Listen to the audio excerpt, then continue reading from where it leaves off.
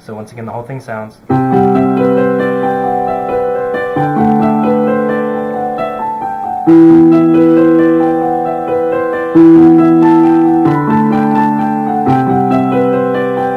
See how I just jumped right into it?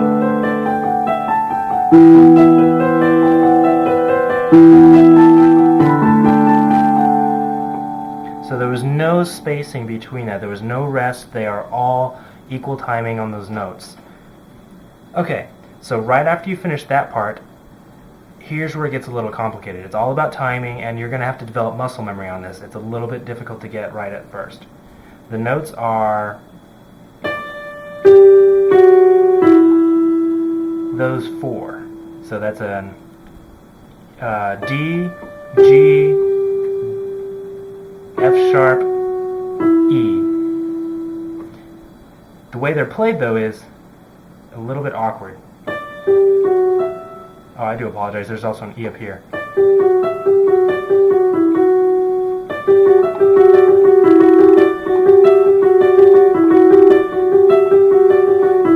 Okay.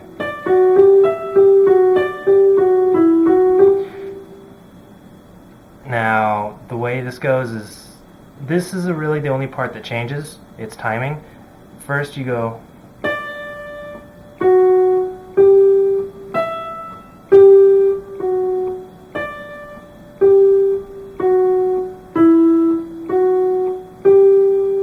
and you repeat that.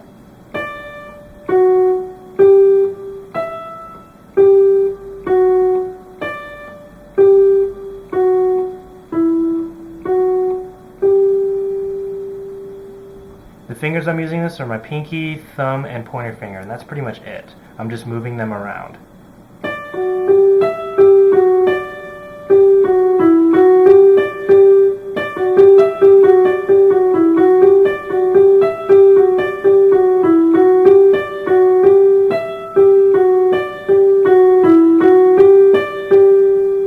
So, most of you are going to accidentally do D, G to F sharp, starting out like that.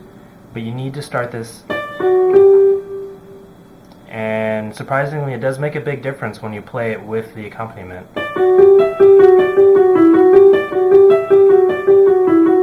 Compared to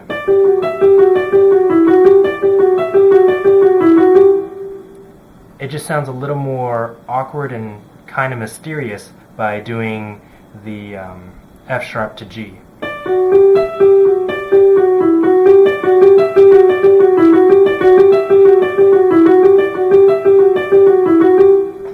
While you're doing this, you are playing the same three chords you were earlier. I'm going to have to move my fingers up a little bit.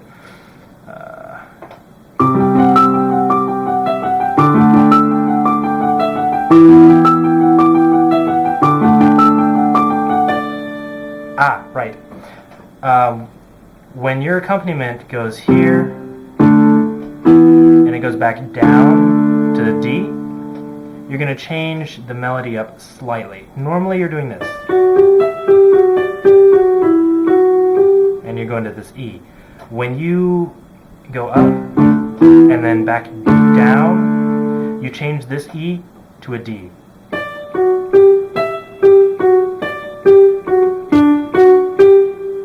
Like that.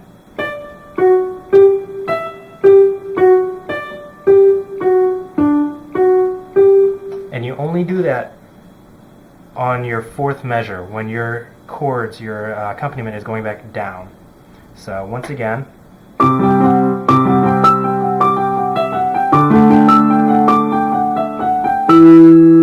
Oh geez.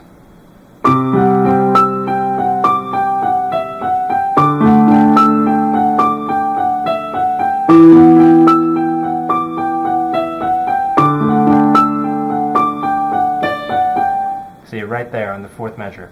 Again, I usually repeat this whole melody 4 times. And on the fourth and final time, I am returning to this little breakdown to get back to the original melody. And it sounds as such.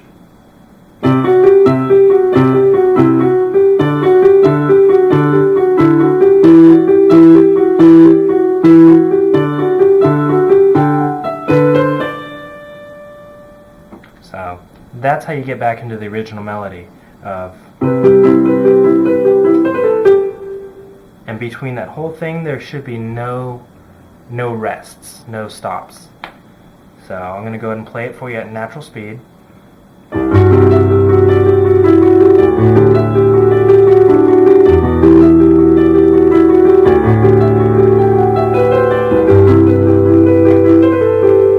you see how I just jumped right back into that melody? You're going to have to get really familiar with your keyboard in order to do this. Of course you can play the song slower, but it loses a little bit of its feeling that way.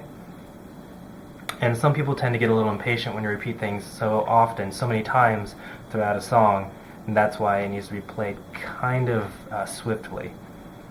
So one more time.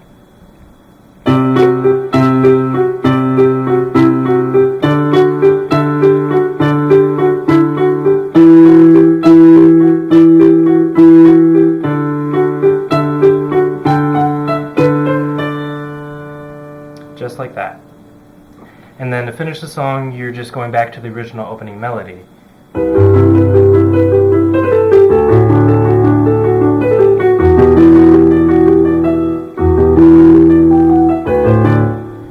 And again, I repeat that 4 times. You can finish it on the melody itself, you know.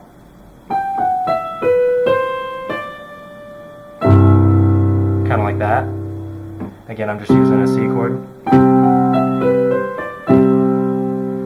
Or if you want to make it more dramatic, you can draw out the ending. Maybe something like this.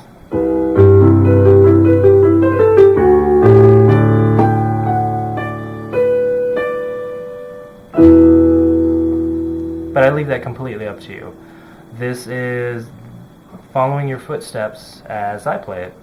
And hopefully this tutorial wasn't too complicated, wasn't too quick. I hope the bird's eye view really gives you an idea of how to play this song.